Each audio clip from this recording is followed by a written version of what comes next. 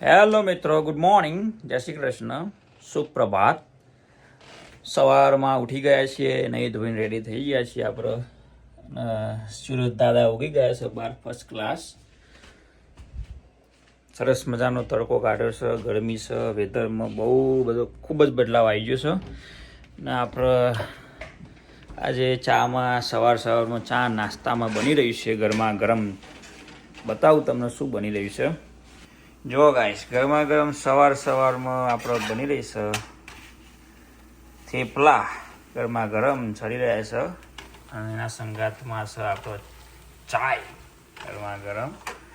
તો થેપલાનું બધું વણવાનું એક સાઈડ ચાલી રહ્યું છે, તો રવાનું ચાલી રહ્યું છે, લોટ બોટ બંધીને બધું ફર્સ્ટ ક્લાસ. આજે સવારમાં ફરમાઈશ હતી મારી સુનિલની બેનીએ કે ભાઈ થેપલો ચા ને બીજું કંઈક બનાવ્યું છે. કે આમાં જોવા દેવું મરચોય વઘાર્યો જો આમાં ફર્સ્ટ ક્લાસ. મરચો થેપલો ચા બધું બનાવ્યું છે. એટલે આજે બધું ચાલુ કરી દીધા. 2 પીસ બની ગયા. હવે હું બેસી જાઉં ચા લઈને, ચાનો વાટકો ભરીને. થેપલો મરચો દાબીશું મારા ભાઈઓ. સવારમાં ખાવા હોય તમારે પણ આવી જાઓ. જો ખાલી એ મજબૂત પડે છે ને. નાસ્તો કરવા બેસી ગયા, શિરોમણી કરવા સવારમાં. થેપલો એક સાઈડ ગરમા ગરમ બની જશે આપણો ફર્સ્ટ ક્લાસ. મરચો અને ચા એક નંબર બને મારા ભાઈઓ.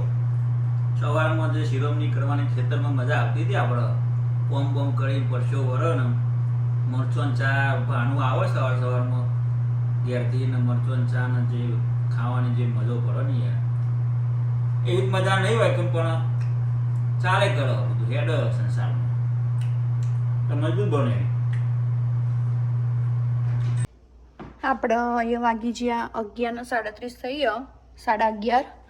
અને અહીંયા મેં બધી તૈયારી કરી. જો આવી કંઈક તૈયારી કરી અત્યારે હાલમાં. તો કઢી બનાવવા માટેનું બધું રેડી કર્યું. જો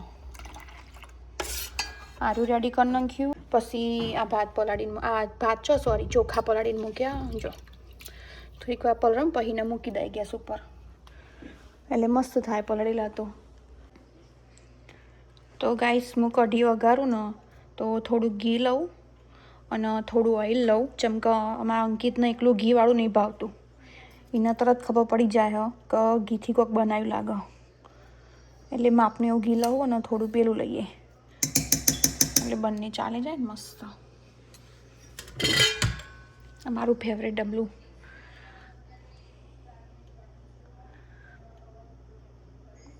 અને હું જ્યારે બી આવા મસાલા કરવાના હોય ને તો એક વાટકીમાં ભેગા કરી લઉં. જેમાં બધું લઈ લીધું. હિંગે લઈ લીધી, તજ લીધું, તમાલપત્ર લીધું, લવિંગ લીધા અને મરચું લીધું. તો ચલો હવે રહીને એવું નાખીશું. તેલ આવે એટલે હરખું ગરમ થાય મસ્ત. પછી હું તમને બતાવું આગળનું.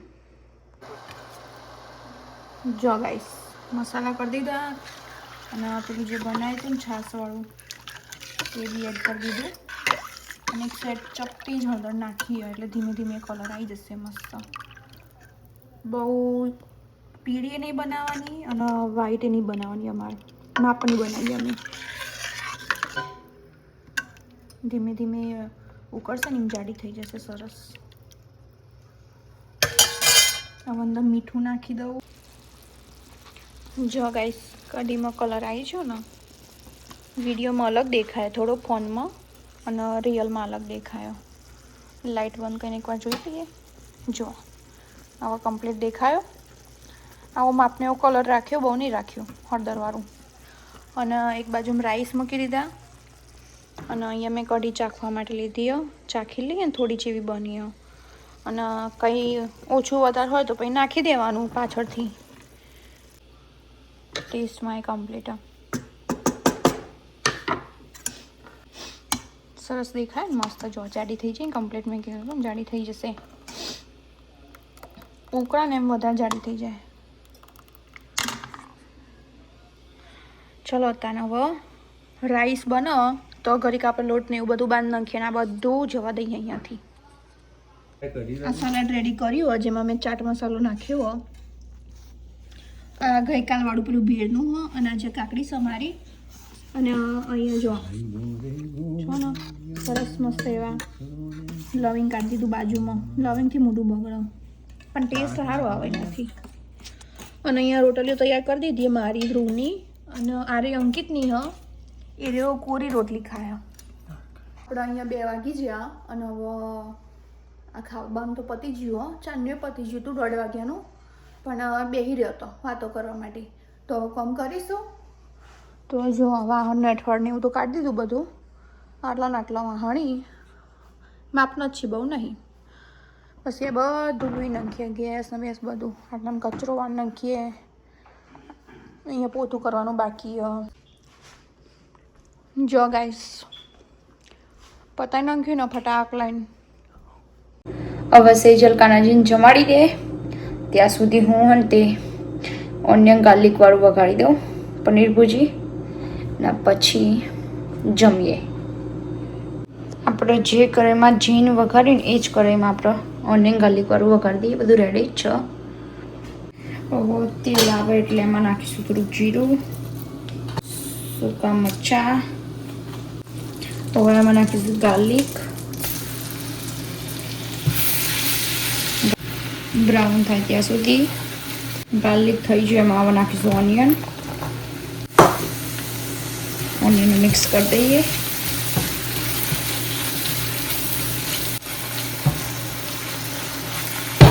બે 3 મિનિટ જેવું થવા દઈએ. હવે થોડીક બ્રાઉન જેવું થવા આવી જાય તો એમાં નાખી દઈએ કેપ્સિકમ. કરી દઈએ મિક્સ. હવે કેપ્સિકમને ચડવા દઈએ 2-3 મિનિટ સુધી. પહેલાં નાખીશું પનીર ભુજીનો મસાલો. આવ્યો થોડુંક જ હતો આ પેકેટમાં, બીજું થોડુંક નાખી દેવા. થોડી હળદર, મરચું ટેસ્ટ પ્રમાણે તમે નાખો એટલું, ધાણા જીરું ને હવે નાખીશું થોડુંક કાશ્મીરી મરચું કલર આવે. That's it. હલાવી દઈએ હવે એને. Mix mix mix. હવે એમાં થોડુંક પાણી રેડીશું એટલે મસાલા થઈ જાય, ચડી જાય મસ્ત. નીચે ચોટાય નહીં.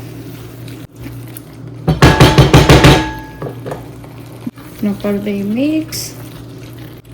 હવે 1 મિનિટ જેવું થવા દે પછી એમાં આપણે નાખીશું પનીર. ઢોકી દઈએ પાછું. હવે આપણે ખોલીને જોઈએ. જો મસ્ત થઈ ગ્રેવી. હવે એમાં નાખી દઈશું પનીર.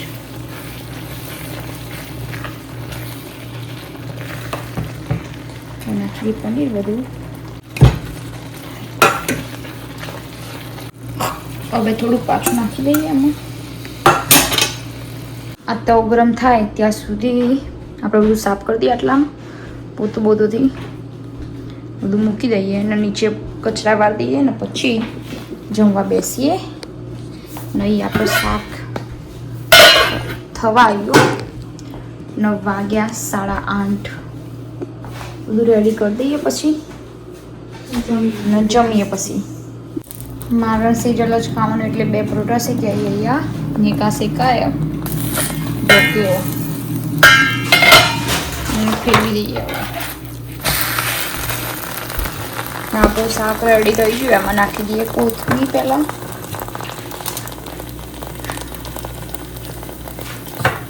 મસ્ત દેખાય. જો અહીંયામાં છેલ્લો પરોઠો બાકી થઈ ગયો. હવે લઈ લઈએ. જો મારી પ્લેટ રેડી. ચીઝ નાખી દીધી. બહુ મસ્ત લાગશે. તમારે ખાવું હોય તો ગાઈસ તમને પનીર ભુજી ખાવી હોય તો આવી જાજો અમારા ઘરે. મળ્યા જમીન પછી કામ બામ કરીએ. હવે અમારે જમવાનું પતી ગયું. મારા સેજલનો કામે બધું પતી ગયું. જો વાસણ બધા ઘસાઈ ગયા. આજે તો બહુ નહોતા. વાગ્યા છે 9:15 ને બધું કામ પૂરું. કચરા વડે જાન કિચન સાફ થઈ ગયું.